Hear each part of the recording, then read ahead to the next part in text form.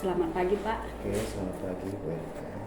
Di sini Pak, saya ingin mewawancarain Bapak seputar penyebab masalah yang terjadi di sekolah kita, karena Bapak sebagai kepala sekolah Pak pasti bisa melihat kemampuan peserta didik kita ini ya Pak. Nah, terima kasih atas waktunya Pak. Yang pertama, apa penyebab kemampuan peserta didik kita ini Pak dalam membaca itu rendah Pak? Oke, terima kasih.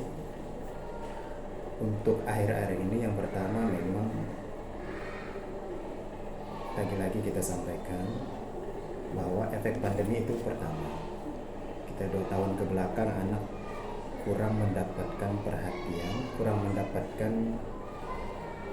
pelajaran membaca, itu pertama.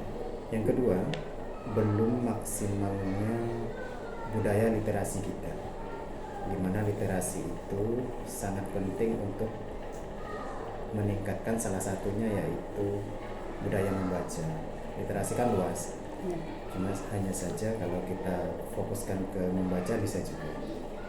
Itu bukan ucapan saya secara umum. Terima kasih ya Pak.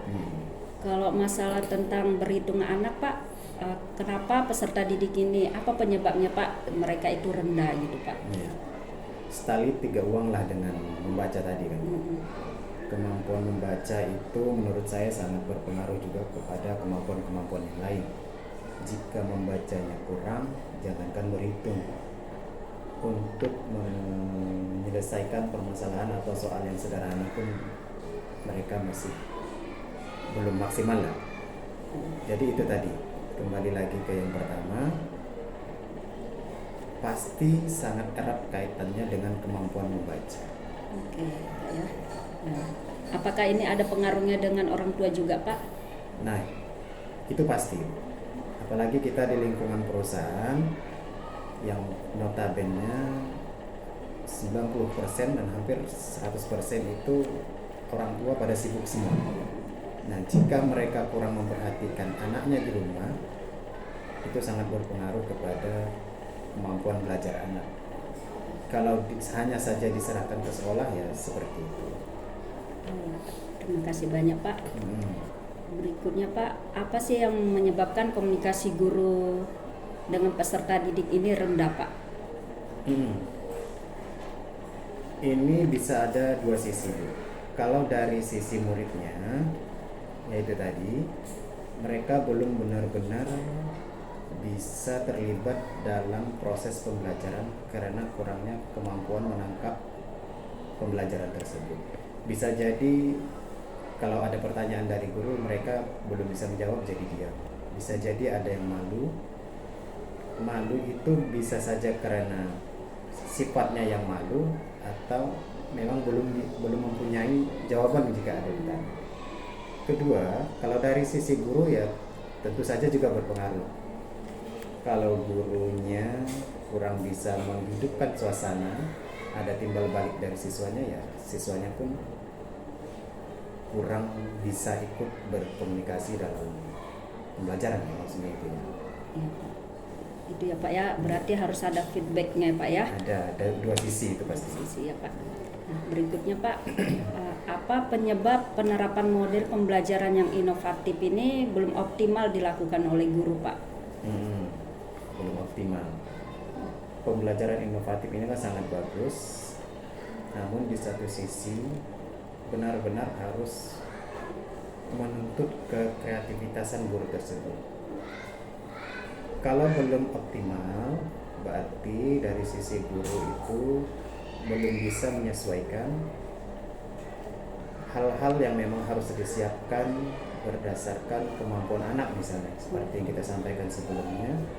Pembelajaran inovatif juga harus menganalisa kebutuhan anak di kelas. Jika sudah dianalisa, maka akan mudah kita menentukan model apa yang akan kita gunakan di dalam kelas. Jadi di sini saya garis bawahi, kemungkinan guru belum bisa menganalisa kebutuhan anak di dalam didik kelas. Ya Pak ya? Ya, serta didik kita. Sesuai dengan materi dan gaya belajar anak ya Pak ya? Tidak semua sesuai, beda-beda. Pertanyaan kelima Pak, apa penyebab kemampuan peserta didik ini dalam mengerjakan tugas yang harus itu ditemukan masih rendah gitu Pak. Nah, sangat erat kaitannya dengan yang nomor 1 tadi, Bu. Sudah saya sampaikan, yang pertama jangankan soal hoax, soal yang biasa saja, yang simple, kalau pertanyaan mungkin jawabannya ya atau tidak pun mereka akan kebingungan. Namun dari segi kompleksitas kan memang soal hoax ini menuntut ke kemampuan anak lah ya, harus menguasai ya, terutama membaca harus udah tidak bermasalah lagi menurut saya, membaca tidak bermasalah lagi. Nah, kalau dari siswa itu sendiri tidak serta-merta kita jadikan alasan. Di sini juga tentu peran guru sangat besar. Bagaimana cara guru memberikan soal yang juga harus sesuai dengan apa yang telah siswa dapatkan. Seperti itu. Mungkin ada 2 sisi tersebut. Terima kasih banyak ya Pak. Oke. Nah, yang pertanyaan terakhir Pak, apa penyebab guru kurang memanfaatkan teknologi yang inovasi dalam proses pembelajaran Pak? Oke. Untuk akhir-akhir ini ya. Iya, teknologi kita Pak. Yang pertama, kalau dari teknologi, secara keseluruhan kita sudah ada ya kalau teknologi ya, dari segi komputer sinyal kita pun saya rasa tidak masalah ya. Nah mungkin saja di awal-awal tahun ini guru masih memaksimalkan pembelajaran yang bersifat, kalau bahasa dahulunya itu calistung menurut saya, masih memperbaiki kekurangan-kekurangan anak akibat pandemi. Nah, kalau belum maksimal, yang pertama bisa saja guru itu belum punya referensi yang luas tentang Teknologi ya Pak. teknologi, itu yang pertama. Yang kedua, pemanfaatan teknologi itu perlu kerjasama yang bagus juga antara guru, sekolah, agar kita bisa menyesuaikan apa yang benar-benar diperlukan guru tersebut. Jadi intinya harus komunikasi. Iya Pak. Nah, jadi itu ya Pak ya, kekurangan kita dalam memanfaatkan teknologi ya Pak ya. Iya, iya. Terima kasih banyak ya Pak buat waktunya yang sudah mau menjawab pertanyaan dari saya Pak ya. Mudah-mudahan sekolah kita menjadi lebih baik lagi ya Pak ya. Amin, amin. Selamat pagi ya Pak. Selamat pagi.